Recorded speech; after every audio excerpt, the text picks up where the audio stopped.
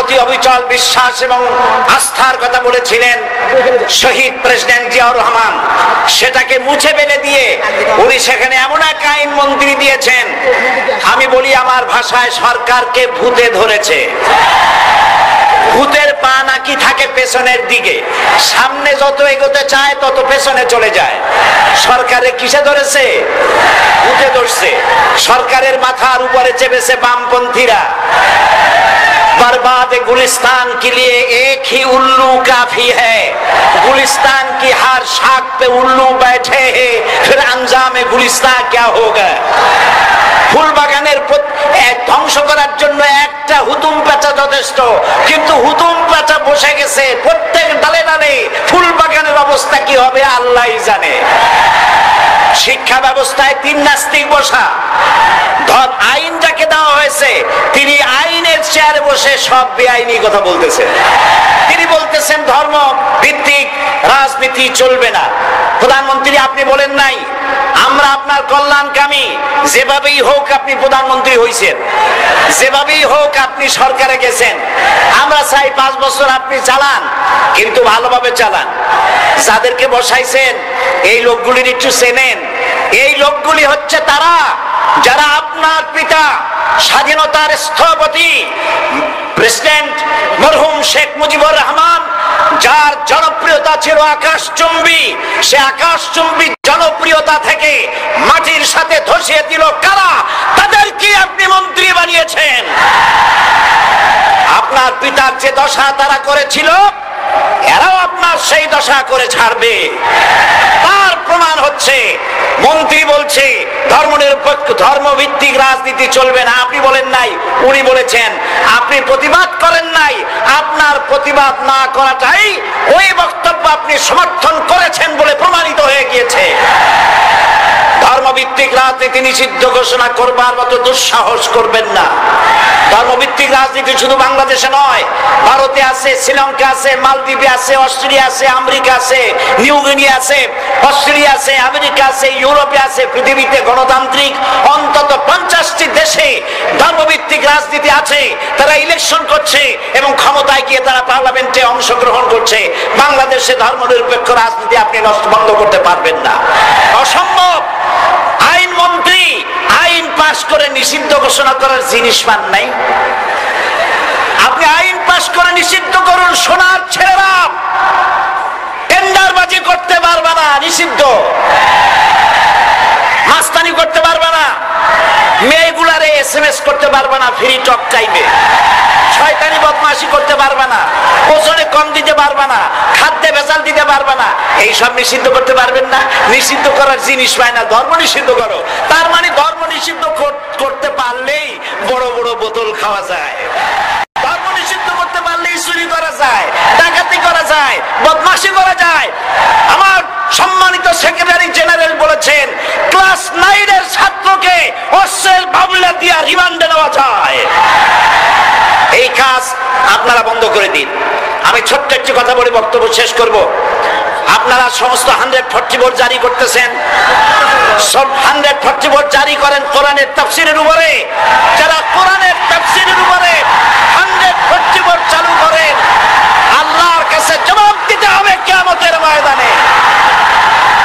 শেষ কথা বলি, বসেন বসেন, শেষ কথা বলে যাই। প্রধানমন্ত্রী, মাননীয় প্রধানমন্ত্রী, আপনাকে আবার বলি, আমরা আপনার শত্রু নই, আমরা আপনার শত্রু নই। আপনার শত্রু আপনার পাশেই। সিংহ, সিংহ, একটা সিংহ আর একটা নেকড়ে আর একটা পাতিশিয়াল, এই তিনটাই মিলে সারাদিন পরিশ্রম করে তিনটা শিকার করেছে। একটি খরগোশ, একটি হরিণ আর একটা বড় গরু। সিংহ বলছে আমি পরিশ্রম করে আমরা তিনজনে শিকার করছি, কিন্তু আমার নিয়ম হলো বিচার ব্যবস্থা না করিয়া, ভাগ না করিয়া খাওয়া আমি পছন্দ করি না। তো আমি প্রথমে দায়িত্ব দিলাম নেকড়ে, গায়ে নেকড়ে ভাগ কর। নেকড়ে বলল মহারাজ এটা ভাগ করার কি আছে, ওই খরগোশটা বেটা পাতিশিয়াল খাক, হরিণটা আমি খাই, যেহেতু আপনার দেহ বড়, আপনি মহারাজ আপনি গরুটা খান। সিংহের মেজাজ খারাপ, বেয়াদব। এই ধরনের অসম বন্টন নীতি কে তোকে শিখালো? এক থাপ্পড় মারছে, নেকড়ের কল্লা উড়ে গিয়ে 50 হাত দূরে পড়ে গেছে। এবার সিংহ বলছে, এই শিয়াল ভাগ কর বেটা। শিয়াল কয়, মহারাজ এই সাধারণ জিনিসে কি ভাগ করার কোন বিষয়? কয় না, ভাগ না করলে তো আমি খাইতে পারি না। তো ভাগটা যদি আমার করতেই বলেন, আমি বলবো খরগোশ দিয়ে আপনি ব্রেকফাস্ট করবেন, লাঞ্চ করবেন হরিণ দিয়ে, ডিনার করবেন গাভী দিয়া। মহারাজ খুব খুশি, হ্যারে শিয়াল রে, এত সুন্দর ইনসাফ ভিত্তিক বন্টন নীতি কে তোরে শিখাল রে? কয়েছে একটু আগে যে কল্লা দিয়া গেল ওই আমার শিখাই গেছে। কাজী ধর্মভিত্তিক রাজনীতি নিষিদ্ধ করতে গিয়ে ফেরাউন আর নমরুদ যে শিক্ষা পেয়েছে তার থেকে শিক্ষা গ্রহণ করুন। আগুন নিয়ে খেলবেন না, বরদাস্ত করবে না বাংলাদেশের 16 কোটি মানুষ। মুসলমান তো দূরের কথা, হিন্দু, খ্রিস্টান, বৌদ্ধ সব ধর্মপ্রাণ ধর্মভিত্তিক রাজনীতি নিষিদ্ধ করার মতো আগুন নিয়ে খেলা বন্ধ করুন, বন্ধ করুন। জনগণ মানবে না, মানবে না, মানবে না। আল্লাহ হাফেজ। বাংলাদেশ জিন্দাবাদ, বাংলাদেশ জামাত ইসলামী জিন্দাবাদ, বীর চট্টলা জিন্দাবাদ। তরুণ যুবকরাই হচ্ছে ইসলামের সম্পদ। ইসলামের সম্পদ কে? তরুণ আর যুবকেরা। তোমাদের অবদান ইসলামে সব চাইতে বেশি। মনে রাখবেন যুবকেরা, শোনো, ইসলাম প্রতিষ্ঠিত হয়েছে তোমাদের রক্তের উপরে। কাদের রক্তের উপরে? যুবকদের রক্তের উপরে। যারা ইসলাম প্রথম কবুল করেছিলেন তারা কিন্তু বুড়ো ছিলেন না কেউ। প্রথম যে ব্যক্তি ইসলাম কবুল করলেন হযরতে সাইয়্যিদুনা আবু বকর সিদ্দিক রাদিয়াল্লাহু তাআলা আনহু, বয়স ছিল 37 বছর। 37 বছর বয়সে দাঁতটা পড়িয়া খুনখানা বুড়া হয়ে গেছিল নাকি? হযরত ওমর ইসলাম যখন কবুল করেন তখন তিনি ছিলেন 26 বছরের টকবকে যুবক। যৌবনের রক্ত পা এবং মাথা পর্যন্ত শিরায় উপশিরায় ধাবমান এই যুবক হযরত ওমর 26 বছর বয়সের সময় ইসলাম কবুল করেন। হযরত আব্দুর রহমান বিন আউফ যখন ইসলাম কবুল করেন বয়স ছিল মাত্র 17 বছর। হযরত আলী যখন ইসলাম কবুল করেন তখন বয়স ছিল মাত্র 8.5 বছর। তোমাদের মতো তরুণেরা, যুবকেরাই সর্বপ্রথম কলেমার পতাকা ধারণ করে রাসূলকে সাহায্য করেছিল। সুবহানাল্লাহ।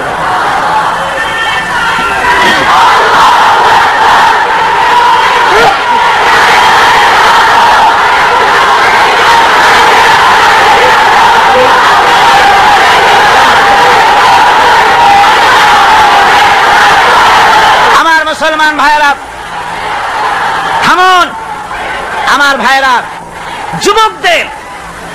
যুবকদের অবদানই চিরকাল ইসলামে বেশি ছিল। তাই বলে যারা বৃদ্ধ মানুষ তাদের কিন্তু কোনো মন খারাপ করার কোনো কারণ নাই, ঠিক কিনা? যেহেতু আমরা যারা বয়সের প্রান্তে এসে গেছি আমরাও যৌবন কালটা পেরিয়ে এসেছি, ঠিক কিনা? আরেকটি কথা, কিয়ামতের দিন কোন বুড়ো মানুষ বেহেশতে যাবে না, সব যুবকরা যাবে। বেহেশতে যাবে কারা? বুড়োরা বোধহয় ভয় পেয়ে গেছেন। রাসূল পাক সাল্লাল্লাহু আলাইহি ওয়াসাল্লাম বলেছেন, আমার কথা না, হুজুর বলেছেন কোন বুড়ো মানুষ বেহেশতে যাবে না, কোন কালো মানুষ বেহেশতে যাবে না। এখন রাসূল যদি বলেন তার কথাই তো আইন। হুজুর বলেন কালো মানুষ বেহেশতে যাবে না, একটা কালো মানুষ কান দিয়ে তো পড়েই গেছে। হুজুর বলেন কেঁদো না, তুমি যখন বেহেশতে যাবে চাঁদের মতো সুন্দর চেহারা নিয়ে বেহেশতে যাবে। বুড়ার কান্না দেখে হুজুর বলছেন কেঁদো না, তুমি যখন বেহেশতে যাবে আল্লাহ তোমার যুবক বানায় পাঠায় দিবে। যেহেতু বেহেশত হচ্ছে যুবকদের জন্য। সুবহানাল্লাহ। অত নাজ নিয়ামত, অত আনন্দ, বুড়া মানুষে তো খাইয়ে খুঁয়ে বেহেশত নষ্ট করে ভালো। এই জন্য যৌবন দরকার, স্বাস্থ্য দরকার বেহেশত উপভোগ করার জন্য। সেই জন্য বেহেশতে যাবে কারা? তরুণেরা যাবে। কারা যাবে? তরুণ তরুণী দিয়ে আল্লাহ পাক বেহেশত ভরে ফেলবেন। সুবহানাল্লাহ। আমার তরুণেরা, যুবকেরা শোনো, রাসূলুল্লাহ তোমাদের কত সম্মান দিয়েছেন। কে সম্মান দিয়েছেন? রাসূলুল্লাহ। রাসূলুল্লাহ এক জায়গায় বক্তৃতা করতেছিলেন, বক্তৃতা করছে, এমন সময় দেখা গেল একজন তরুণ সাহাবী, নাম তার জারীর রাদিয়াল্লাহু তাআলা আনহু। চাঁদের মতো চেহারা তার ছিল, খুব সুন্দর চেহারা ছিল তার। হযরত জারীর বসতে না পেরে জায়গা পায় না, দাঁড়ায় আছে। রাসূল নিজের গায়ের চাদরটা খুলে জারীরের দিকে নিক্ষেপ করলেন, বললেন, জারীর দাঁড়িয়ে আছো, আমার চাদরের উপরে বসো। সুবহানাল্লাহ। হযরতে জারীর রাসূলুল্লাহর চাদর নিয়ে চুমা খাইতে লাগলেন আর বললেন, আকরামাকাল্লাহ কামা আকরামতানি ইয়া রাসূলুল্লাহ। হে রাসূল, আল্লাহ আপনার সম্মান আরো আরো অনেক বাড়িয়ে দিক, যেমন আপনি আমাকে মর্যাদা দিলেন। হে রাসূল, আপনার চাদরে পৃথিবীর কোনো মানুষ বসতে পারে।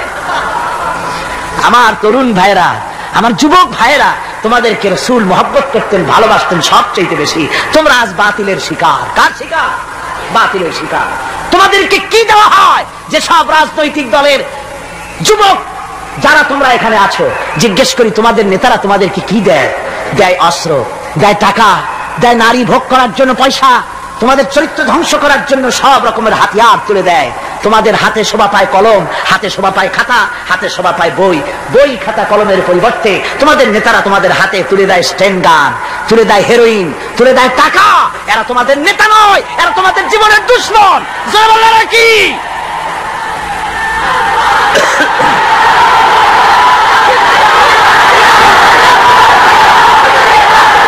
আমার যুবক ভাইয়েরা, আমার কলেজ ইউনিভার্সিটির ছাত্র ভাইয়েরা, একটুখানি মাথা খাটায় চিন্তা করো। তোমার নেতারা যারা ঢাকা থেকে আসে বা এখানে বাস করে, ওই নেতারা যখন রাজনৈতিক প্রোগ্রাম করতে আসে, তখন কি একবারের জন্য তোমাদেরকে বলে, ও ছেলেরা তোমরা কি নামাজ ঠিক মতো পড়ো কিনা? বলে?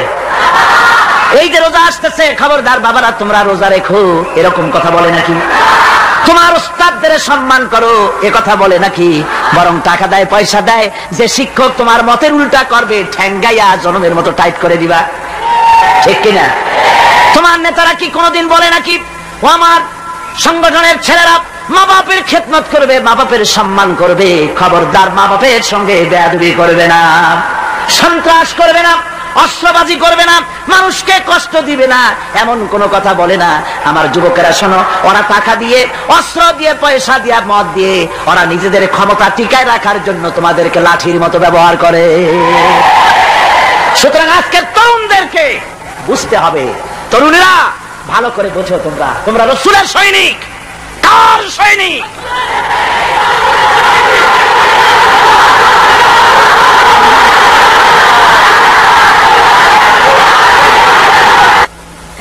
তরুণেরা, যুবকেরা, তোমাদের এগিয়ে আসতে হবে। নির্যাতিত মানবতার পাশে তোমাদেরকে দাঁড়াতে হবে। আজ শ্রমিকরা তাদের ন্যায্য পাওনা পাচ্ছে না, কৃষক তাদের উৎপাদনের মূল্য পাচ্ছে না, নারী তার সতীত্বের গ্যারান্টি পাচ্ছে না। মানুষেরা আজ নির্যাতিত, নিপীড়িত। সারা পৃথিবীতে Bosnia, Algeria, Somalia, Palestine, Kashmir, Burma, Philippines, Bharat, পৃথিবীর সর্বত্র নির্যাতিত মুসলমানদেরকে বাঁচাবার জন্য আমার খালিদ বিন ওলীদের উত্তরসূরিরা, সালাউদ্দিন আইয়ুবী, জামালউদ্দিন আফগানি, হযরত আলীর উত্তরসূরি, আজকের মাহফিলের যুবক আর তরুণরা, তোমরা কি রক্ত দিতে পারবে?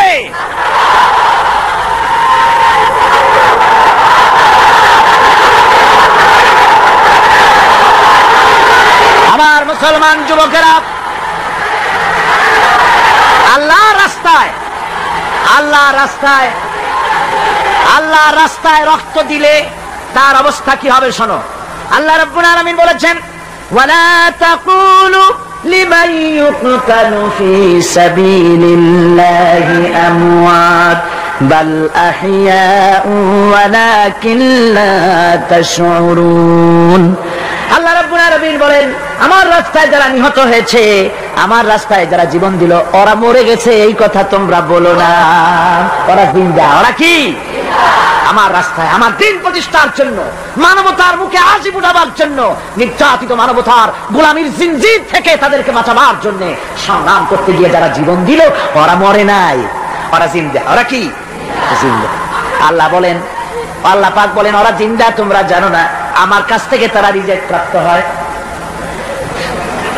যারা শহীদ হয়, শাহাদাতের কথা শুনে যাদের ভয় লাগে, অস্ত্রের খোঁজা খায়া, গুলি খায়া, বায়োনেট খায়া, ড্যাগারের গুতা খায়া মরা, জানি কত যন্ত্রণা। নবীজি বলতেছেন, আন আবি হুরায়রা রাদিয়াল্লাহু তাআলা আনহু আন্না রাসূলুল্লাহ সাল্লাল্লাহু আলাইহি ওয়াসাল্লাম মা ইয়াজিদু আশ-শাহীদু মিন মাসসিল কাতল কামা ইয়াজিদু আহাদুকুম মিন মাসসিল কারছা। তিরমিজি, নাসাই।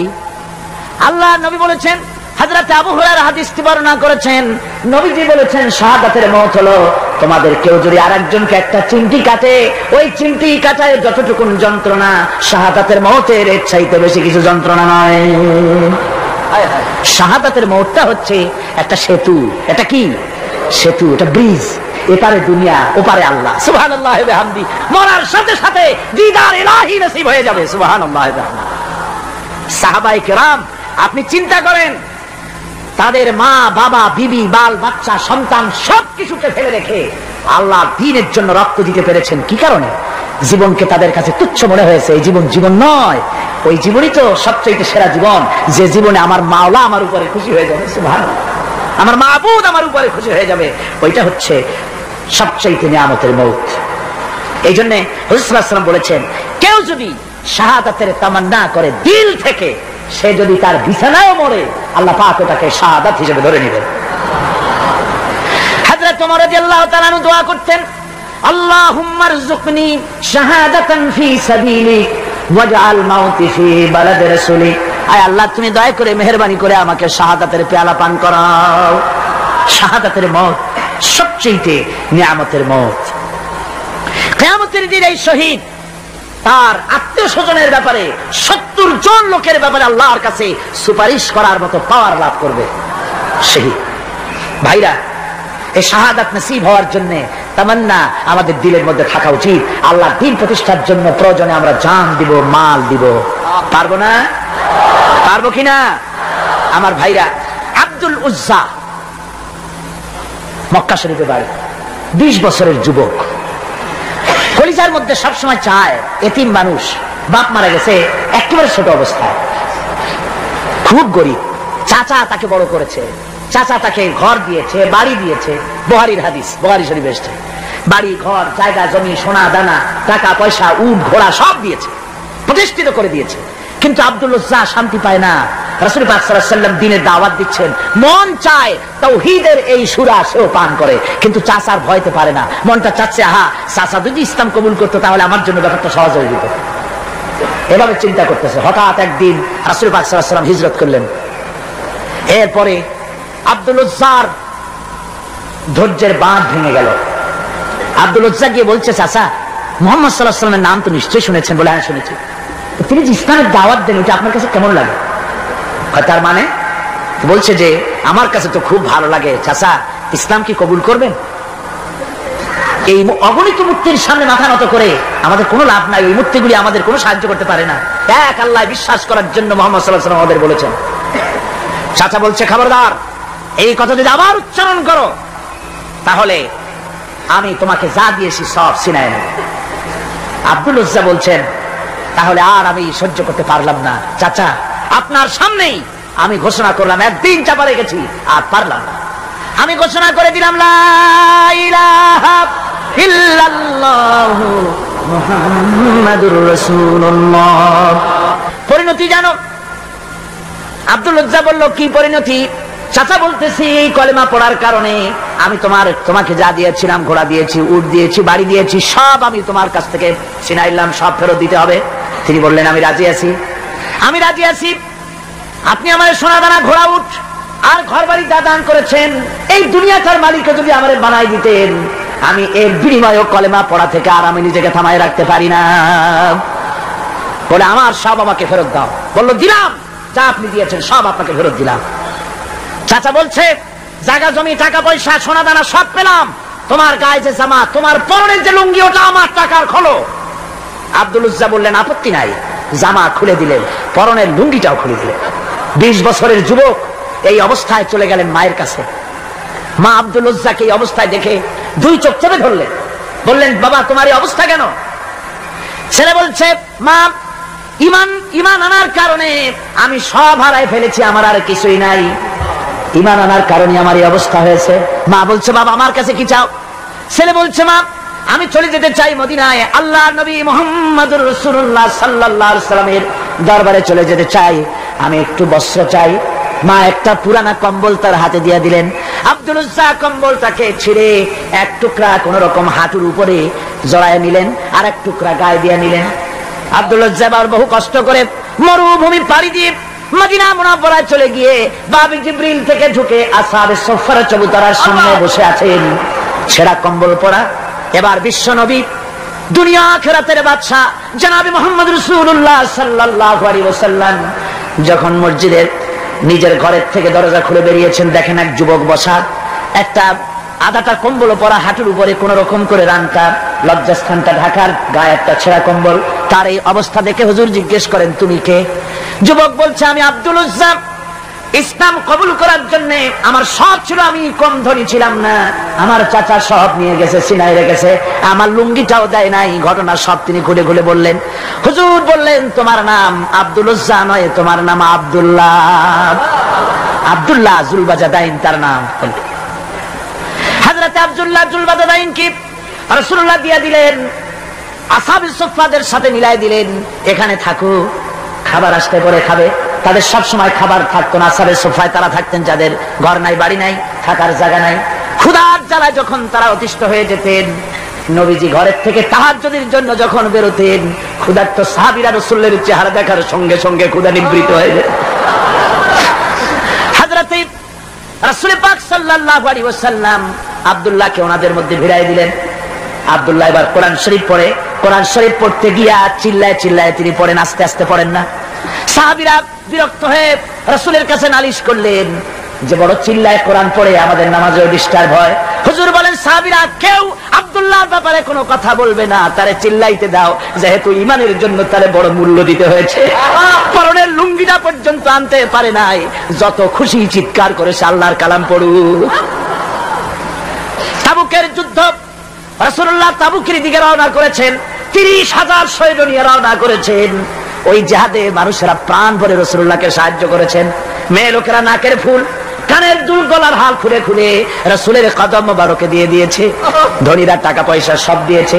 হযরত আবু বকর তো যা ছিল সব এনে দিয়েছে, কিছু ছিল না ঘরে। রাসূল রওনা করলেন। প্রতিমধ্যে হযরত আব্দুল্লাহ জুলবাজাদাইন আল্লাহ নবীর খেদমতে হাজির হয়ে বলেন, হুজুর সবাই তো সব দিল, আমার কিছুই নাই, কিছু দিতে পারলাম না। হুজুর আপনি আমার জন্য দোয়া করেন, আমি যেন এই তাবুকের ময়দানে কাফেরদের বিরুদ্ধে লড়াই করে যেন শহীদ হয়ে যেতে পারি। মাল দিতে পারি নাই, কিন্তু আল্লাহর জন্য যেন আমার জীবনটা দিয়ে দিতে পারি। ও চট্টগ্রামের যুবকেরা, তরুণেরা, তোমাদের মতো 20 বছরের তরুণ হযরত আব্দুল্লাহ জুলবাজাদাইন শাহাদাতের তামান্না করে রিসালাতে মাহবের কাছে দাঁড়িয়েছেন। হুজুর বললেন, একটা গাছের বাকল নিয়ে আসো। একজন একটা বাকল নিয়ে এলো। রাসূলুল্লাহ এই বাকলটা আব্দুল্লাহ জুলবাজাদাইনের হাতে লাগাই দিলেন। রাসূলুল্লাহ বললেন, আয় আল্লাহ, আমি আব্দুল্লাহর রক্ত কাফেরদের জন্য হারাম করে দিলাম। হযরত আব্দুল্লাহ বলছেন, ইয়া রাসূলুল্লাহ, আমি চাইছিলাম শহীদ হব, আর আপনি আমার রক্তটা হারাম করে দিলেন কাফেরদের জন্য। আল্লাহ নবী বলেন, আব্দুল্লাহ রে, কোন চিন্তা করো না, তোমার মৃত্যু যদি জ্বরেও হয়, আল্লাহ রাব্বুল আলামিন তোমার শাহাদাতের দরজা দিয়ে দিবেন। তাবুকের প্রান্তরে চলে গেলেন। কয়েকদিন ওই তাবুকের ময়দানে থাকায় রাসূলের কাছে খবর এলো, আব্দুল্লাহ মারাত্মক জ্বরে আক্রান্ত হয়ে ইন্তেকাল করেছেন। রাসূলুল্লাহ বললেন, আমি জানাজা পড়াবো। হযরত আব্দুল্লাহর জানাজা হলো গভীর রাত। কবরের ভিতরে একজন দাঁড়ায়া লাশ ধরার জন্য একজন কবরের ভিতরে দাঁড়িয়েছে। 2 জন লোকে লাশ নিয়ে আসতেছে। হযরত বেলাল আলো উঁচু করে দাঁড়ায় ধরে আছে। অন্ধকার রাত, কবরের ভিতরে একজন দাঁড়ানো, লাশ নিয়ে এসেছে 2 জনে। কবরের ভিতরে যিনি দাঁড়ানো তিনি বলছেন, এই লাশকে তোমাদের ভাইকে আদবের সাথে কবরে রাখো। কবরের মধ্যে যিনি দাঁড়ানো তিনি আর কেউ নয়, বিশ্বনবী মুহাম্মদুর রাসূলুল্লাহ সাল্লাল্লাহু আলাইহি ওয়াসাল্লাম। হযরত রাসূলুল্লাহ বলতেছেন, আবু বকর, ওমর, তোমাদের ভাইকে আদবের সাথে কবরে রাখো, খবরদার বেয়াদবি করো না। কবরের মধ্যে আল্লাহ নবী আব্দুল্লাহ জুলবাজাদাইনকে নিজ হাতে শোয়াই দিয়া কবরের উপরে পাথর বিছিয়ে দিয়ে নবীজি বললেন, রব্বুল আলামিন, আজকের এই সন্ধ্যা পর্যন্ত আমি আব্দুল্লাহর প্রতি রাজি ছিলাম, তুমিও আব্দুল্লাহর প্রতি সন্তুষ্ট হয়ে যাও। হযরত ইবনে মাসউদ রাদিয়াল্লাহু তাআলা আনহু বলেন, আমি চিৎকার মেরে কেঁদে কেঁদে বললাম, আল্লাহ, আজকে যদি এই কবরে আব্দুল্লাহ না হয়ে আমি হতাম, আমার কিসমতটা ভালো হয়ে যেত। যুবকেরা, তরুণ মুসলমানেরা, তোমরাই রক্ত দিয়ে ইসলাম কায়েম করেছো। কে কায়েম করেছে ইসলাম? মুসলিম তরুণেরা, মুসলিম যুবকেরা, তোমাদের অবদান সব চাইতে বেশি। আজ আজ মুসলমান যুবকদের চরিত্র রাখে মদ, জুয়া, জিনা, ব্যভিচার করে করে সর্বনাশ করে দেওয়া হলো। সরকারি ভাবে, বেসরকারি ভাবে, বিভিন্ন ভাবে যুবকদেরকে মিসগাইড করার জন্য মদ দেওয়া হয়, টাকা দেওয়া হয়, অস্ত্র দেওয়া হয়, সব দিয়ে যুবকদের চরিত্র নষ্ট করা হচ্ছে। অথচ যুবক হচ্ছে একটা জাতির মেরুদণ্ড। জাতির কি মেরুদণ্ড? এই মেরুদণ্ডকে ঘুরে ধরেছে, এই মেরুদণ্ড নষ্ট করার ব্যবস্থা করা হয়েছে। আমার মুসলমান ভাইয়েরা, হাদিস থেকে শোনো, বদরের প্রান্তরে যুদ্ধ হবে, রাসূলুল্লাহ সাহাবায়ে কিরামদেরকে রেডি করেছেন। কিন্তু এই যুদ্ধটা বড় মারাত্মক, এই জিহাদ বড় মারাত্মক। জিহাদ হবে, চাচার বিরুদ্ধে ভাতিজা জিহাদ করবে, বাপের বিরুদ্ধে সন্তান অস্ত্র ধারণ করবে, ভাইয়ের বিরুদ্ধে ভাই অস্ত্র ধারণ করবে। কোন জায়গা? বদর। কোন জায়গায়? বদর। মক্কা থেকে যারা আসতেছে সব চাচা, ভাই, মামু, খালু, এরা আসতেছে। আপন আপন লোকের আপন লোকের বিরুদ্ধে অস্ত্র ধারণ করবে। এটা কি সহজ? কোন এটা কি সহজ? রাসূলুল্লাহ যুদ্ধের কথা মানুষকে বুঝাচ্ছেন, একটু ইতস্তত করছেন। হযরত রাসূল পাক সাল্লাল্লাহু আলাইহি ওয়াসাল্লাম যুদ্ধের কথা সাহাবায়ে কিরামদের সামনে পেশ করতেছেন আর একটু ইতস্তত করতেছেন। এই কঠিন যুদ্ধে সাহাবীরা কিভাবে মেনে নেবে? রাসূলের মনের অবস্থা বুঝতে পেরে হযরত মিকদাদ রাদিয়াল্লাহু তাআলা আনহু, বর্ষিয়ান সাহাবী, তিনি দাঁড়ায় গেলেন। তিনি দাঁড়ায় বলছেন, ইমদি বিনা ইয়া রাসূলুল্লাহ হাইসু মা তাশা। হে রাসূল, আপনি আমাদেরকে নিয়ে চলুন, আল্লাহ যেদিকে আপনাকে যেতে বলে, হাইসু মা তাশা আয় হাইসু মা আমারাকাল্লাহ, যেদিকে আল্লাহ আপনাকে যেতে বলেন আমাদেরকে নিয়ে আপনি সেদিকে চলেন। ইন্না লা নাকুলু লাকা কামা ক্বালা বানু ইসরাঈল লিমূসা আলাইহিস সালাম, ইযহাব আনতা ওয়া রাব্বুকা ফাকাতিলা ইন্না হাহুনা কাঈদুন। আমরা মুসা আলাইহিস সালামের উম্মতের মতো বলবো না যে হে মুসা, তুমি আর জিবরাইল আর তোমার আল্লাহ যুদ্ধ করো, আমরা ঘরে বসে আরাম করি। এই কথা আমরা বলবো না হুজুর। বল ইযহাব আনতা ওয়া রাব্বুকা ফাকাতিলা ইন্না মাকুমা মুকাতিলুন। হে রাসূল, বরং আমরা বলবো আপনি যুদ্ধ করুন, আপনি আমাদের নিয়ে চলুন, আমরা লড়বো আপনার সাথে কাফেরদের বিরুদ্ধে। ততক্ষণ পর্যন্ত লড়বো মা দামাত আইনুম মিন্না তাতাররাফ। ও রাসূল, যতক্ষণ আমাদের চোখের একটা পাতাও নড়ে ততক্ষণ আপনার সাথে আমরা লড়বো। সুবহানাল্লাহ। মানে জীবন যতক্ষণ আছে আপনার সাথী হয়ে কাফেরদের বিরুদ্ধে লড়তে থাকবো। হুজুর খুব খুশি হয়ে গেল। হুজুর কি হলেন? দারুণ খুশি হয়ে গেল। আল্লাহ নবী খুশি হয়ে বললেন, ও সাহাবীরা, তোমাদের মানসিক অবস্থা যখন এই কুবু বিনা ইলা জান্নাতিন, জান্নাতুন আরদুহা কারদিস সামাওয়াতি ওয়াল আরদ। ও সাহাবীরা, তোমাদের মানসিকতা যখন এমন, তখন আমার সাথে তোমরা দাঁড়াও, আমার সাথে ওঠো, আমার সাথে চলো জান্নাতের দিকে। রাসূলুল্লাহ বলছেন, আমার সাথে চলো বেহেশতে। কোন বেহেশত? এমন বেহেশত যে বেহেশতের বিশালতা আর প্রশস্ততা ওই বিশাল আকাশ আর জমিনের চাইতেও বেশি। এই বিরাট জান্নাতের দিকে চলো আমার সাথে। ফাকামা উমাইর বিন হামান ওয়া কানা ইয়াকুলু তামার। যুবকেরা, তোমাদের মতো তরুণ, তোমাদের মতো এক যুবক যার নাম উমাইর, তিনি দাঁড়িয়ে গেলেন, হাতে ছিল খোরমা, খোরমা খাচ্ছিল। দেখেন না, বক্তৃতা হয়, মাঠে ওয়াজ নসিহত হয়, আর যুবকেরা দাঁড়ায় দাঁড়ায় বাদাম খায়, হয় না? ওই সাহাবী ওই সময় তো বাদাম টাদাম হয়তো পায় নাই, খোরমা খাচ্ছে, খোরমা চাবাচ্ছে, বিসি ফালাই দিতেছে, আর এইভাবে খাচ্ছে আর হুজুরের কথা শুনছে। হুজুরের কথা শুনে উমাইর বলছেন, বাহ বাহ, এটা কি আঞ্চলিক শব্দ, এর অর্থ হচ্ছে আয় মা আযমাহু ওয়া মা আহসানাহু। হে রাসূল, আপনি কত সুন্দর কথা বললেন, আপনি কি বিশাল কথা বলেছেন, কত বড় কথা বলেছেন। জিহাদ করলে, জান দিলে এমন বেহেশত পাবো, জান্নাতুন আরদুহা কারদিস সামাওয়াতি ওয়াল আরদ, যে বেহেশতটা হবে ওই বিশাল আকাশের চাইতে বিস্তীর্ণ, এমন বেহেশত পাবো। ওয়াল্লাহি লাউ কুনতু হাইয়ান হাত্তা আকুলাহুন্না ইন্নাহা লাহায়াতুন তাওয়িলা। আল্লাহর কসম, আমি যদি হাতের সবগুলি খোরমা খেতে যাই তাহলে তো অনেক সময় লাগবে, বেহেশতে যেতে দেরি হয়ে যাবে, অনেক দেরি হয়ে যাবে বেহেশতে যেতে। ফারামা বিহিন্না, হাতের সবগুলি খোরমা তিনি ফেলে দিলেন। ও যুবকেরা, হযরত ওমর তোমার মতো যুবক খোরমা খাওয়া সহ্য করলেন না আল্লাহর জান্নাতে যাওয়ার লোভে। জান্নাতে যেতে দেরি হয়ে যাবে, আল্লাহর সঙ্গে দিদার করতে দেরি হয়ে যাবে, এই মনে করে হাতের খোরমাগুলি ফালায় দিলেন, জিহাদের ময়দানে ঝাঁপায়ে পড়লেন। হাদিস শরীফে এসেছে, উমাইর জিহাদ করে বেশ কিছু কাফেরদেরকে নিহত করে নিজেও শহীদ হয়ে গেলেন। রাসূলুল্লাহ বদরের শাহাদাতের জানাজা করার সময় একজন সাহাবী বলে দিলেন, হুজুর এই সেই উমাইর আপনি যখন বেহেশতের কথা বলছিলেন, খুরমাগুলি খাওয়ার তর সহ্য হয় নাই বেহেশতে যাওয়ার জন্য, এই সেই উমায়ের, আল্লাহর নবী উমায়ের কাছে দাঁড়ায় আঙ্গুল দিয়ে তার শরীরের দিকে দেখায় বললেন, ইন্নাকা মিন আহলিহা, ও যুবক, যেই বেহেশতের জন্য খুরমা খাওয়ার সময় তুমি পাও নাই, আমি নবী সাক্ষী দিচ্ছি তুমি অবশ্যই সেই বেহেশতের অধিবাসী, ওই বেহেশত তোমার জন্য। সুবহানাল্লাহ। আমার ভাইরা, কিয়ামতের দিন এই জান্নাত আল্লাহ রাব্বুল আলামিন দান করবেন ওই সব লোকদের জন্য যারা জান দিবে, মাল দিবে, রক্ত দিবে আল্লাহর দ্বীনের জন্য। কিসের জন্য? আল্লাহ দ্বীন কায়েমের জন্য।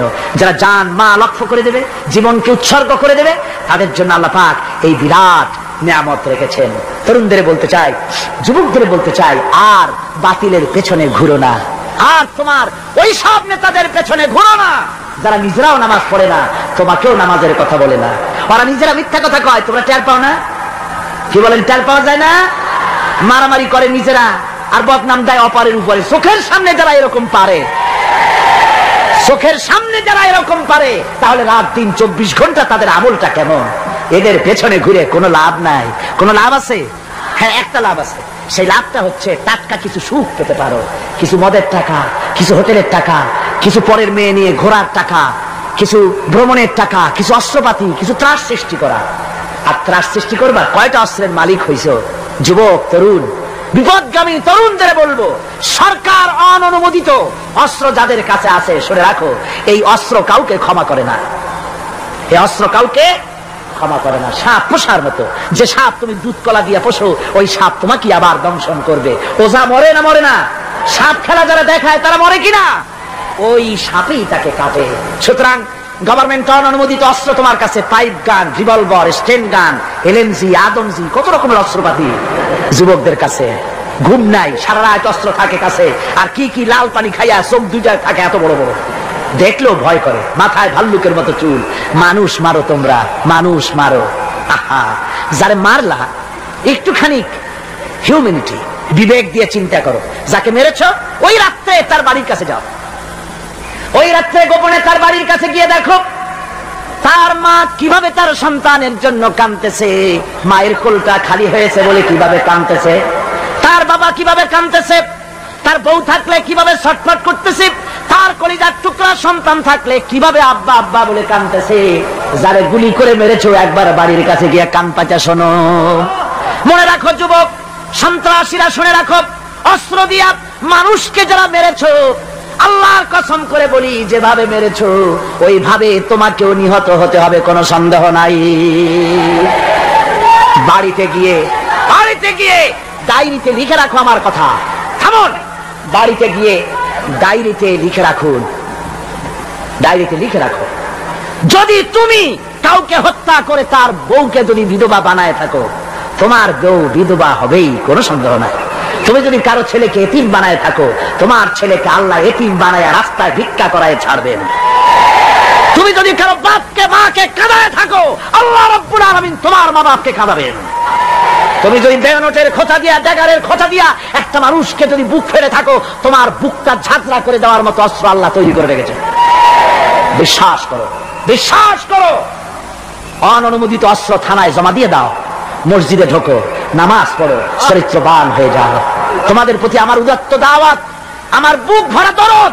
তোমাদের বিরুদ্ধে আমাদের কোনো বিদ্বেষ নাই, হিংসা নাই, আছে কলিজা বড় ধরদ। দেখতে পাচ্ছি জাহান্নামের দিকে যাচ্ছ, এ পথটা কোন দিকের পথ?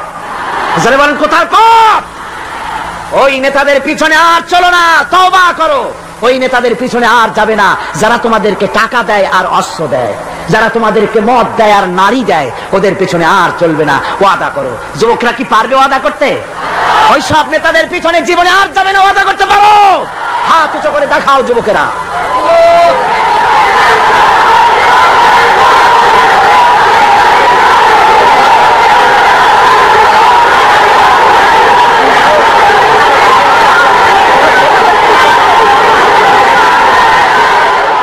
সুতরাং ইসলামকে জমিনে টিকিয়ে রাখার জন্য চাই সংগ্রাম। তাই আল্লাহ রাব্বুল আলামিন বলেছেন, ওয়াতুজাহিদুনা ফি সাবিলিল্লাহি বিআমওয়ালিকুম ওয়া আনফুসিকুম যালিকুম খায়রুল লাকুম ইন কুনতুম তা'লামুন। আল্লাহ পাক বলেন, আমার রাস্তায় জিহাদ করো, জান দাও, মাল দাও, জান দাও, জিহাদ করো, এটাই হলো উত্তম কাজ। যদি তোমরা ইসলাম বুঝে থাকো এটাই তোমাদের জন্য কল্যাণকর। আগে বলেছেন মালের কথা, পরে জানের কথা। আগে কোনটা? মাল, পরে জান। যেহেতু আমরা জানের চাইতে মালের মহব্বত করি বসি, ঠিক কিনা? তো মালের মহব্বত করি বেশি, আমরা কথায় কথায় বলি আরে ভাই দরকার যদি হয় জানটা দিয়ে দিব, আর জান যদি দিয়েই দেন তো মালটা তো থাকেই গেল। এই জন্য আল্লাহ বলেছেন মাল আগে দাও, তারপরে জান দাও। আমরা খুব চালাক, আমরা জান দিতে প্রস্তুত, মাল দিতে প্রস্তুত নই। একবার একটা লোক যাচ্ছে রাস্তা দিয়ে, সাথে তার প্রিয় কুকুর। কুকুরটা জিহ্বা বেরিয়ে গেছে, মরে যাচ্ছে। কুত্তার মালিক কাঁদতেছে। একজন লোক এসে বলে, ভাই তুমি কাঁদো কেন? কয় যে আমার এই কুত্তাটা খুব প্রিয় কুকুর, কুকুরটা মরে যাচ্ছে তাই কাঁদছে। কুকুর মরে কেন? কুকুরটা মরতেছে 3 দিন ধরে আমি কোনো খাবার তাকে দিতে পারিনি, সেই জন্য কুকুরটা মরছে। আচ্ছা হোক কুকুর, তবু তো আল্লাহর সৃষ্ট এক প্রাণী, কি খেতে দেওয়া যায়? এদিক ওদিক তাকায় দেখে কুকুরের মালিকের কাছেই রয়েছে একটা পোটলা। মিয়া তোমার এই পোটলার মধ্যে কি? কয় পোটলার মধ্যে হালুয়া আর রুটি। তোমার পোটলার মধ্যে হালুয়া আছে, রুটি আছে, কুত্তা মরে ক্ষুধার জ্বালায়, তুমি খালি কান্দো, ওর থেকে এক টুকরা রুটি দিলেই তো কুত্তা বাঁচে। কুত্তার মালিক বলছে, মিয়া সাহেব ওই সব ফতোয়া আমারে শুনেন না, এগুলো আমি খুব জানি। রুটি আর হালুয়া দিলেই তো আমার পয়সা খরচ হবে, ওর দরদে যে কাঁদতেছি এর জন্য তার পয়সা খরচ হচ্ছে না। আমাদের অবস্থা কিন্তু তাই হয়েছে। ইসলাম বিদায় হয়ে যায়, যাক না, কিন্তু আমি কাঁদবো, পয়সা দিব না। রাসূলের করুণ ঘটনাগুলি শুনে চোখের পানি ফেলবো, কিন্তু এই করুণ ঘটনা কেন ঘটলো সেই ময়দানে আমরা পা ফেলবো না। এরকম একটা অ্যাটিটিউড, এ ধরনের একটা মেন্টালিটি আমাদের মধ্যে গ্রো করেছে, ঠিক কি রকম? আমার ভাইয়েরা, মাল দিতে হবে, জান দিতে হবে, সবকিছুকে উৎসর্গ করে দিতে হবে আল্লাহর দ্বীন প্রতিষ্ঠার জন্য। যার পয়সা আছে, পয়সা দিয়ে কি করবেন যদি আল্লাহর দ্বীন এ জমিনে কায়েম না হয়? আল্লাহর দ্বীন কায়েম না হলে অসত্য, বদমাশি, শয়তানি, সব রকমের অন্যায় কাজ দিয়ে ভরে যাবে দেশ, ক্রমান্বয়ে অশান্তির দিকে যাবে। শান্তি আসবে কেবলমাত্র ইসলাম প্রতিষ্ঠা হলে পরে। আমাদের অবস্থা হলো যে আমরা ওই কুফাবাসীদের মতো। কাদের মতো? কুফাবাসীদের মতো। কুফাবাসীরা হযরত ইমাম হোসেনের জন্য দারুণ ভাবে কেঁদেছে, ঠিক কিনা? কুফাবাসীরা ইমাম হোসেনকে দাওয়াত দিছিল কারা? কুফাবাসীরা। অনেকগুলি চিঠি তারা লিখছে। কুফাবাসীরা ইমাম হোসেনকে ভালোবাসতো, দাওয়াত দিয়েছে, তার জন্য কেঁদেছে। কিন্তু কুফাবাসীদের চোখের পানিটা ছিল ইমাম হোসেনের জন্য, আর অস্ত্র, টাকা পয়সা, শক্তি সবটা ছিল এজিদের জন্য। কথা বুঝতে পেরেছেন? কুফাবাসীদের মতো অবস্থায় আমাদের হয়েছে। কুফাবাসীদের হযরত ইমাম হোসেনের জন্য তারা শুধু চোখের পানি ফেলেছে, আর টাকা পয়সা অস্ত্রপাতি যা ছিল সব ছিল তাদের এজিদের জন্য। আমাদের অবস্থাও তাই, আমরা ইসলামের জন্য শুধু চোখের পানি ফেলি, আর যখন ভোট দেই তখন ইসলাম যারা চায় না তাদেরকেই ভোট দেই, ঠিক কিনা? আমাদের টাকা, আমাদের পয়সা, আমাদের ইলেকশন, আমাদের হরতাল, আমাদের ধর্মঘট সবকিছু হচ্ছে ইসলাম যায় না, যারা চায় না তাদের জন্য। আর ইসলামের যখন কথা বলি, ইসলামের কথা শুনলে শুধু চোখের পানিটাই ছাড়ি, মহব্বত চোখের পানি দিয়া শেষ করে দিই, আর কিছুই করি না। আমি একবার এইখানে এই শহরে অনেক বছর আগে একটা জানাজায় শরীক হয়েছিলাম। কোন মাঠে আমার এখন তার মনে নেই। জানাজার পরে যিনি জানাজা পড়ালেন তিনি বললেন, ওই লাশকে সামনে রেখে বললেন, কেন আসিল? তখন আমি নতুন নতুন সিডামে আসছি, আমি ভাষা ভালো করে বুঝিও না। একজন বললো কেন আসিল? সবাই কইলো গম আসিল। তাই বললাম যে গম আসিল, এই মরা মানুষের সাথে গম, আমি আটা গম সে তাই মনে করেছি যে এটার কি সম্পর্ক। আমি ইমাম সাহেবকে জিজ্ঞেস করলাম যে আপনি বললেন কি, আর জনগণই বা বললো? যে আমি জিজ্ঞেস করলাম যে লোকটা কেমন ছিল, তো সবাই বললো ভালো ছিল। তাই বললাম তো ফায়দা কি?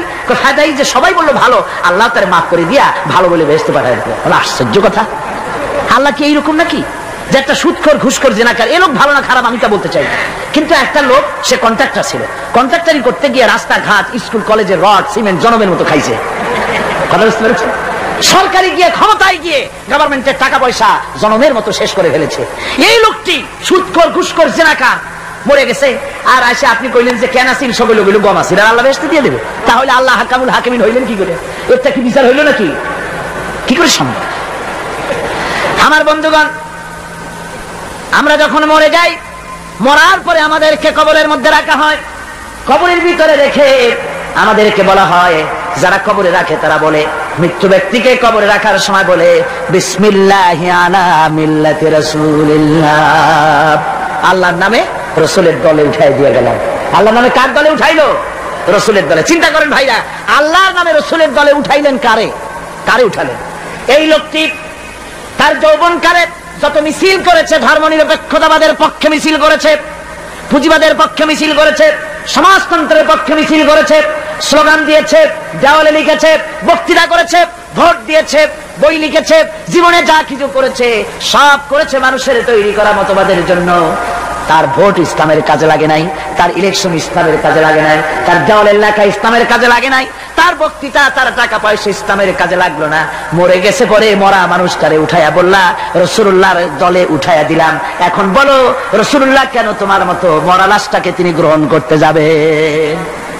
তোমার জীবনের কোন কাজই তো ইসলামের জন্য কাজে লাগলো না। তোমার জীবনের একটা দীর্ঘ তো ইসলামের কাজে লাগে নাই। মরছো, তারপরে তোমার মরা লাশ রাসূলুল্লাহ বহন করতে যাবেন কেন? কি দায় টাকা পড়েছে তা? সুতরাং আমি বলতে চাই, আজকের মাহফিলে যত জনতা উপস্থিত হয়েছেন, জান এবং মাল সবকিছু দিয়ে লড়াই করতে হবে আল্লাহর রাস্তায়। আমার ভোট, আমার ইলেকশন, আমার স্লোগান, আমার বক্তৃতা, আমার টাকা করি খরচ সবকিছু হবে আল্লাহর জন্য। কুল ইন্না সালাতি ওয়া নুসুকি ওয়া মাহইয়ায়া ওয়া মামাতি লিল্লাহি রাব্বিল আলামিন। সবাই পড়েন, ইন্না সালাতি ওয়া নুসুকি ওয়া মাহইয়ায়া ওয়া মামাতি লিল্লাহি রাব্বিল আলামিন। আল্লাহ পাক বলেছেন, বলো আমার নামাজ, আমার হায়াত, আমার কুরবানি, আমার মত সব আল্লাহর জন্য। কার জন্য? আল্লাহর জন্য। সুতরাং জিহাদ হলো আমাদের জন্য অপরিহার্য। সেই কথাটি এতক্ষণ ধরে বুঝালাম। বিশ্ব মানবতার মুক্তি, নারীর মুক্তি, শ্রমিকদের মুক্তি, মানুষের মুক্তি, গরিবের মুক্তি, শ্রমিকের মুক্তি, বিশ্ব মানবতা, নির্যাতিত মানবতার মুক্তি আসতে পারে কেবলমাত্র জিহাদের মাধ্যমে। আল্লাহর দ্বীন প্রতিষ্ঠা করে মানুষের মুখে হাসি ফুটানো যেতে পারবে। আর কোন পথ আছে? আর কোন পথ আছে? আর কোন পথ নাই। আল্লাহ যেন এই রাস্তায়, এই জিহাদের রাস্তায়, দ্বীন প্রতিষ্ঠার রাস্তায় আমাদেরকে সক্রিয়ভাবে অংশগ্রহণের তৌফিক দেন। সবাই বলুন আমিন। সবাই বলুন আমিন। আল্লাহুম্মা আমিন। রব্বানা যালামনা আনফুসানা ওয়া ইন লাম তাগফির লানা ওয়া তারহামনা লানাকুনান্না মিনাল খাসিরিন। ربنا ظلمنا أنفسنا وإن لم تغفر لنا وترحمنا لنكونن من الخاسرين ربنا العالمين। तमाम পৃথিবীর মাটির নিচে হযরত আদম থেকে নিয়ে পর্যন্ত সমস্ত নবী, সমস্ত সাহাবী, সমস্ত নবীদের স্ত্রীগণ, আয় আল্লাহ তোমার এই দ্বীনকে প্রতিষ্ঠা করার জন্য যারা শাহাদাত বরণ করলেন, যত মুমিন মুমিনাত সকলের আরোহের উপরে সওয়াব পৌঁছায় দাও রব্বুল আলামিন। আমরা যারা হাত তুলেছি এর মধ্য থেকে মা বাপ যাদের দুনিয়া থেকে জরুবের মতো বিদায় হয়ে গেল, আল্লাহ রব্বুল আলামিন আমাদের আব্বা আর আম্মা দুনিয়া থেকে যাদের জন্মের মতো বিদায় হয়ে গেছে, কবরটাকে জান্নাতের টুকরা বানায়া দাও রব্বুল আলামিন। আমাদের মা বাপের কবরের মধ্যে বেহেশতের বাগান বানায়া দাও। রব্বির হামহুমা কামা রব্বায়ানি সগীরা, রব্বির হামহুমা কামা রব্বায়ানি সগীরা। সবাই পড়েন, রব্বির হামহুমা কামা রব্বায়ানি সগীরা। আয় আল্লাহ তোমার রহমতের নজর দিয়ে আমাদের দিকে তাকাও আল্লাহ। আমরা সারা জীবন গুনাহ করেছি, বেয়াদবি করেছি, আল্লাহ তুমি দয়া করে আমাদের জিন্দেগীর সমস্ত গুনাহ খাতা মাফ করে দাও রব্বুল আলামিন। এই মাহফিলের ভিতরে জিনাকার থাকতে পারে, হত্যাকারী থাকতে পারে, সুদখোর থাকতে পারে, ঘুষখোর থাকতে পারে। আয় আল্লাহ যত গুনাহগারেরা মিলে আমরা হাত তুলেছি, যেমন গুনাহগার আছে তেমন ভালো মানুষ এই মাহফিলে আছে। আয় আল্লাহ অসম্ভব নয়, এই মাহফিলে তোমার অনেক ওলিরা হাত তুলেছে। আয় আল্লাহ আলেমে দ্বীনরা হাত তুলেছে, হাফেজে কোরআন হাত তুলেছে, মুরব্বীরা ওস্তাদরা হাত তুলেছে, কচি কচি মাসুম বেগুনা বাচ্চারা হাত তুলেছে। রব্বুল আলামিন আমাদের গুনার দিকে নজর করো না, আমাদের গুনার দিকে তাকালে তোমার গোসা বেড়ে যেতে পারে। আমাদের গুনার দিকে তাকাইও না, আমাদের চোখের দিকে তাকাও, আমাদের মুখের কাকতি মিনতির দিকে তাকাই, আমাদেরকে মাফ করে দাও আল্লাহ রব্বুল আলামিন। এই মাহফিলে যথেষ্ট যুবকেরা এসেছে আল্লাহ, যুবকেরা বয়সের দোষে গুনাহ করা স্বাভাবিক, যত গুনাহ যুবকেরা করেছে আল্লাহ সমস্ত যুবকদেরকে তুমি মাফ করে দাও। সুবহান রাব্বিকা রাব্বিল ইজ্জাতি আম্মা ইয়াসিফুন ওয়া সালামুন আলাল মুরসালিন ওয়ালহামদুলিল্লাহি রাব্বিল আলামিন। ওয়াজআল آخر كلمة عند الموت لا إله إلا الله محمد رسول الله.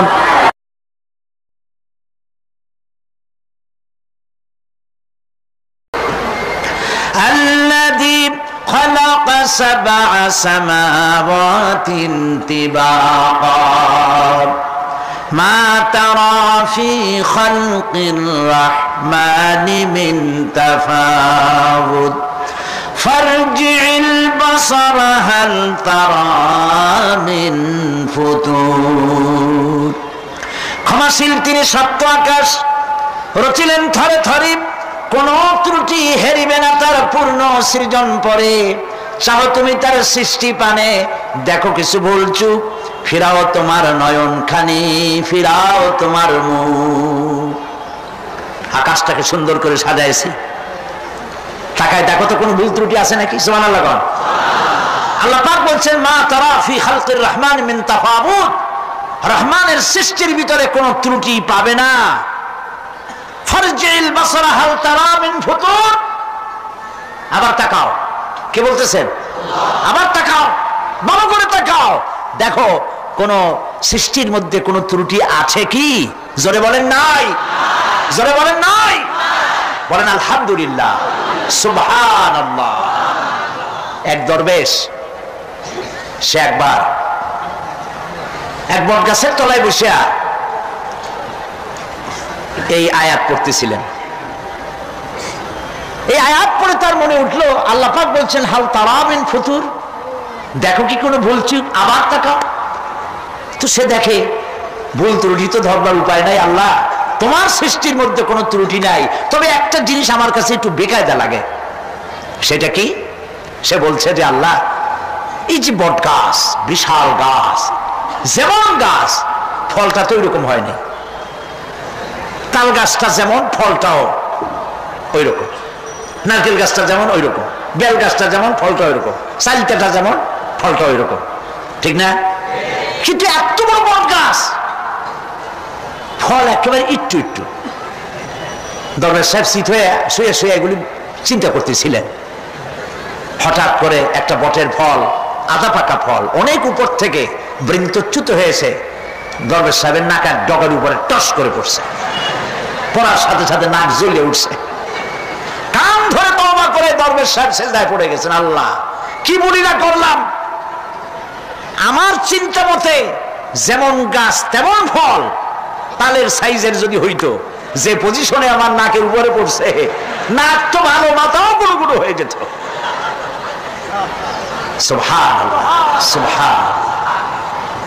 আল্লাহ পাক বলছেন ثم ارجع البصر كرتين ينقلب إليك البصر خاسئا وهو حسير. অক্ষমহীন দৃষ্টি তোমার সৃষ্টিতে পাবে ফাঁকি, ফিরাও তোমার নয়ন খানি, ফিরাও কাঙ্গালাখি। আমার সৃষ্টি নৈপুণ্যতার দিকে যতবার তাকাও না কেন, আমার সৃষ্টির ভিতরে কোনো ত্রুটি তুমি দেখতে পাবে না। এই জন্য নবীজি বলেছেন আল্লাহ রাব্বুল আলামিনের সৃষ্টির কলা কুশলতার প্রতি কেউ যদি একবার গবেষণা করে, একটা ঘন্টাও যদি কেউ চিন্তা করে, কয় ঘন্টা? 1 ঘন্টা আল্লাহর সৃষ্টি নৈপুণ্যতা সম্পর্কে 1 ঘন্টা যদি কেউ চিন্তা করে, গবেষণা করে, নবীজি বলেছেন ওই বান্দার আমল নামায় আল্লাহ পাক 60 বছরের নফল ইবাদতের সওয়াব লিখে দিবে। চিন্তা করো, গবেষণা করে, শ্রদ্ধায় মাথা নত হয়ে আসবে, আপনাতেই সেজদা করবে। সুবহানাল্লাহ। এরপরে আল্লাহ পাক বলেন ওয়াজআলনা সিরাজান ওয়াহাজা, আর আমি তোমাদের উপরে আকাশ সৃষ্টি করেছি, আর ওর মধ্যে আমি সৃষ্টি করেছি মহাশূন্যে এক অতি উত্তপ্ত অতি উজ্জ্বল এক বাতি সৃষ্টি করেছি। সিরাজ শব্দের অর্থ হলো সূর্য, ও আজ এ শব্দের অর্থ হচ্ছে একই সাথে অতি উত্তপ্ত অতি উজ্জ্বল। সূর্যের ব্যাস হচ্ছে পৃথিবীর চাইতে, সূর্যের ব্যাস হচ্ছে পৃথিবীর চাইতে 109 গুণ, এবং এর আয়তন পৃথিবীর চাইতে 13 লক্ষ গুণ বড়, আর দূরত্ব হচ্ছে পৃথিবীর মাটি থেকে 9,30,00,000 মাইল ব্যবধানে এই সূর্যকে আল্লাহ পাক স্থাপন করেছেন। এই সূর্যের মধ্যে যেমন রয়েছে তাপ, আবার তেমন রয়েছে আলট্রা ভায়োলেট রে। সূর্যের মধ্যে অনেক কিছু আছে, এখনো বিজ্ঞানীরা তা আবিষ্কার করতে পারে নাই। এর মধ্যে কল্যাণধর্মী জিনিসও আছে এবং অকল্যাণ জাতীয় কিছু জিনিস আছে। সেটা কি কারণে, সেটা আল্লাহ ভালো জানেন, আমরা জানি না। আমরা মনে করি অকল্যাণ, আল্লাহ জানেন ওর মধ্যে কি কল্যাণ আছে। যেমন সাপের বিষ, আমরা সাপ দেখলেই মারি, কিন্তু সাপ আপনাকে ক্ষতি না করলে আপনি মারবেন কেন? আর যদি ক্ষতি করার মনে হয়, ক্ষতির মতো মনে হয়, মেরে ফেলে দিন। এটা বলা হয় হাদিস শরীফে, ক্ষতিকর মনে হলে মেরে ফেলে দিন। কিন্তু সাপ তার বিষের মধ্যে মানুষের জীবন রক্ষাকারী ওষুধ সাপের বিষ দিয়েই তৈরি হয়। সূর্যের মধ্যে অকল্যাণ ধর্মিক যা আছে সেটা কেন, এটা আমরা জানি না। এখন অকল্যাণ ধর্মী যে জিনিসটাকে বিজ্ঞানীরা মনে করেন, সেটার নাম হলো আলট্রা ভায়োলেট রে, অতি বেগুনি রশ্মি। এই অতি বেগুনি রশ্মি, এটার অ্যাকশন হচ্ছে এই যে প্রাণী জগতের মধ্যে যদি এটা লাগে, এসে পড়ে পৃথিবীতে যদি স্পর্শ করে, তাহলে ক্যান্সার সহ নানাবিধ দুরারোগ্য ব্যাধিতে গোটা পৃথিবী ছড়িয়ে পড়বে। ওই আলট্রা ভায়োলেট রে যাতে পৃথিবীর মাটি স্পর্শ করতে না পারে, সেজন্য আল্লাহ রাব্বুল আলামিন ওজোন স্তর তৈরি করেছেন। OZONE, ওজোন স্তর তৈরি করা আছে যাতে করে ওই রেটা পাস করতে না পারে। সেই রেতে বিজ্ঞানীরা লক্ষ্য করেছে, রেতে ফাটল ধরেছে। সূর্য কত দূরে? 9,30,00,000 মাইল দূরে। মানুষেরা, বিজ্ঞানীরা টের পেয়েছে যে ওজোন স্তরে ফাটল ধরেছে। সুবহানাল্লাহ। আল্লাহ পাক বলছেন, ওমা উতীতুম মিনাল ইলমি ইল্লা কালিলা, তোমাদেরকে খুব সামান্যতম জ্ঞান আমি দান করেছি। সামান্য জ্ঞান দিয়ে গেছে কতদূর দেখেন। সুবহানাল্লাহ বলেন। চিন্তায় শ্রদ্ধায় মাথা নত হয়ে আসবে। এগুলি যদি হয় সাধারণ জ্ঞান, ছোট্ট জ্ঞান, সামান্যতম জ্ঞান, তাহলে আমার আল্লাহ সুবহানাহু ওয়া তাআলার জ্ঞান কত অসীম, কত অনন্ত, কত চিরন্তন। সুবহানাল্লাহ। সে আল্লাহ রাব্বুল আলামিন ওজোন স্তরকে রেখেছেন, ওটা ক্র্যাক করেছে। কেন ক্র্যাক করেছে? ক্র্যাক করেছে এনভায়রনমেন্ট নষ্ট করার কারণে। আমরা গাছ কেটেছি, যত গাছ কেটেছি তত গাছ লাগাই নেই। টেলিভিশনে যে গাছ সম্পর্কিত যে বিজ্ঞাপনগুলি দেওয়া হয়, এগুলি নিছক কোন বিজ্ঞাপনের উদ্দেশ্যে বিজ্ঞাপন নয়, এগুলি বাস্তব। নবী করিম সাল্লাল্লাহু আলাইহি ওয়াসাল্লাম গাছ কাটতে নিষেধ করেছেন। প্রয়োজনে কাটুন, প্রয়োজনে, বিনা প্রয়োজনে আপনি গাছের পাতাও ছিঁড়বেন না, প্রয়োজনে গাছটাও কেটে ফেলতে পারেন। পাতা ছিঁড়বেন না কেন? যেহেতু প্রত্যেকটি পাতা আল্লাহ রাব্বুল আলামিনের জিকির করছে।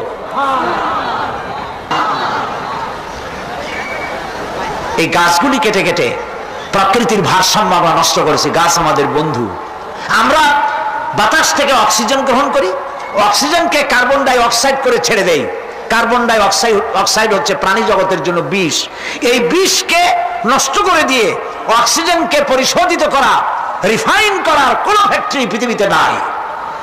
আল্লাহ রাব্বুল আলামিন এই সৃষ্টি জগৎকে বাঁচাবার জন্য অসংখ্য গাছ বানিয়েছেন, আর গাছের খাদ্য বানিয়েছেন কার্বন ডাই অক্সাইড। আমার জন্য যেটা বিষ, সেটা গাছের জন্য খাদ্য। গাছ সারা রাত এটাকে খাইলো, দিনের বেলায় সূর্যের তাপে এই কার্বন ডাই অক্সাইড আর গাছের সবুজ রং, পাতার সবুজ রঙে মিলে এক প্রকারের রন্ধন ক্রিয়ার মধ্য দিয়ে কার্বন ডাই অক্সাইড আবার ফ্রেশ অক্সিজেন হয়ে পৃথিবীর প্রাণী জগৎকে বাঁচার জন্য পথ উন্মুক্ত করে দেয়।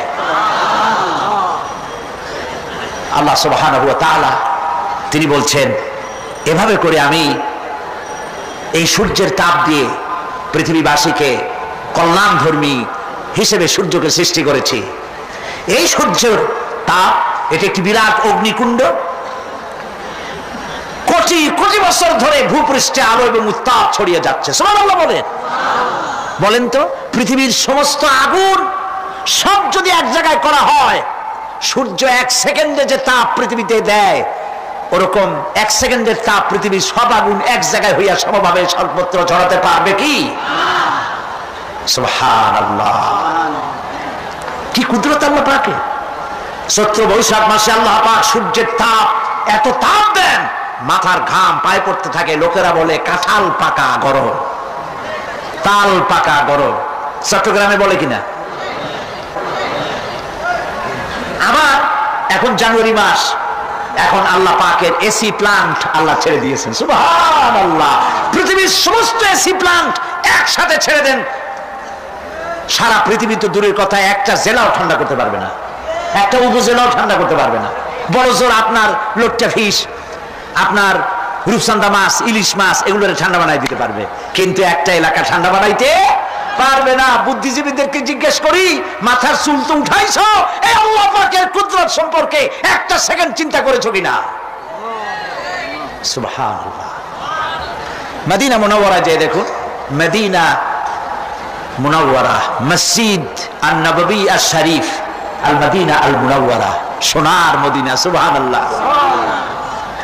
আমি মদিনায় গিয়া এবারও বলছি, আল্লাহ যদি ফাহাদের মাফ করতে চান, মসজিদে নববী এবং মসজিদে হারামের যে এক্সটেনশন এবং হাজিদের জন্য যে উপকার করেছেন, আল্লাহ যদি মাফ করতে চান, এটা বড় আকারের একটা ওসিলা হয়ে যেতে পারে। এক সময় গরমে কষ্টে অস্থির হয়ে যেতাম মসজিদে নববীতে, এখন মসজিদে নববীতে ঢুকলে মনে হয় জান্নাতের মধ্যে। আর জান্নাত তো চিন্তা করা যায় না, কোনো চোখ নাই যা দেখছে, কোনো কল্পনা নাই, যা মন নাই যা কল্পনা করছে, এটার সাথে তুলনাই হবে না। তবে মনে হয় যেন জান্নাতের মধ্যে ঢুকে গেছি। প্রত্যেকটি খামের গোড়া থেকে ঠান্ডা বাতাস উঠতেছে, প্রত্যেকটি পিলারের গোড়া থেকে। মসজিদে নববী থেকে 3 কিলোমিটার দূরে এসি প্লান্ট। পৃথিবীর সব থেকে বড় এসি প্লান্ট হচ্ছে মদিনা মুনাওয়ারায় এসি প্লান্ট, যেটা দিয়ে মসজিদে নববী, যেখানে 8 লক্ষ মানুষ একসাথে নামাজ পড়তে পারে, ঠান্ডা উঠতেছে। সুবহানাল্লাহ।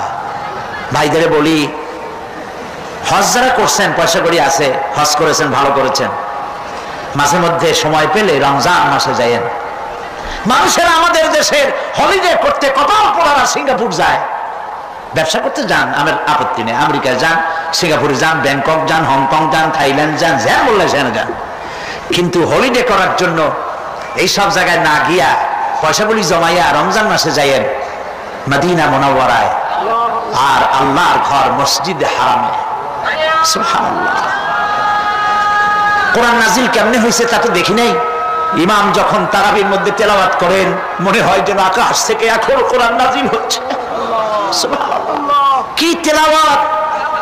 যেমন শেখ আব্দুর রহমান আস-সুদাইস, তেমন সাউদ আশ-শুরাইব, তেমন শেখ আব্দুর রহমান আল হুজাইফি। সুবহানাল্লাহ, সুবহানাল্লাহ।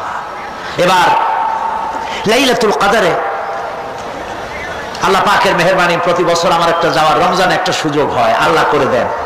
বাইতুল শরীফের মরহুম হযরত পীর সাহেব হযরত মাওলানা শাহ আব্দুল জব্বার রাহমাতুল্লাহ আলাইহি, নওয়ারাল্লাহু মারকাদাহু ওয়া জাআলাল জান্নাতা মাসওয়াহু। কলিজা থেকে দোয়া আসে। বহুত পীর দেখছি জীবনে, বাইতুল শরীফের পীরের মতো পীর দেখি নাই। মুরিদের টাকা নিয়ে শুধু পকেট ভরে নাই, মেয়ে লোকদের গায়ে হাত দিয়ে ফু দেয় নাই, তাবিজের ব্যবসা করে নাই। মুরিদেরা যা দিয়েছে সেই টাকা দিয়া তিনি মসজিদ বানাইছেন, মাদ্রাসা বানাইছেন। সুবহানাল্লাহ। নিজের বাড়িটা যেখানে তার স্ত্রী থাকেন, বাইতুল শরীফ পীর সাহেবের স্ত্রী যে বাড়িতে থাকে, আমি যা শুনেছি দেখি নাই, বাড়িটা বেচলে 50,000 টাকা হবে কিনা সন্দেহ। হযরত মাওলানা শামসুদ্দিন সাহেব বলছেন, উনি নিজে দেখেছেন। পীর সাহেব আমাকে দাওয়াত দিয়েছেন বহুবার, আমি যাইতে পারি নাই। 2 হাতে মানুষের উপকার করতেন, এই জন্য বলছি আমি এরকম দেখি নাই। পীর আমি খারাপ আমি কথা বলবো না, ভালো মন্দ মিলাই আছে। বহুত পীর আছে জামায় পকেট যে কত উনি নিজেও গুনে কুলিতে পারবে না, খালি ঢুকাইতেই থাকে জনমের মতো, বাইরে দেখায় আমি খুব দুনিয়া সম্পর্কে গাফেল। ঢাকায় যায় দেখবেন সুপার মার্কেট আছে, ট্রান্সপোর্ট বিজনেস আছে, আর বাইতুল সাহেবের পীর সাহেবের মধু বেচতেন আর আতর বিক্রি করতেন, মধু আর আতর, এগুলো দিয়ে তার জীবিকা নির্বাহ করতেন। সুবহানাল্লাহ। যাকাত সদকা টাকা পয়সা সমানে দিতেন। বাইতুল সাহেব কথা আসলো কেন? এই জন্য আসলো।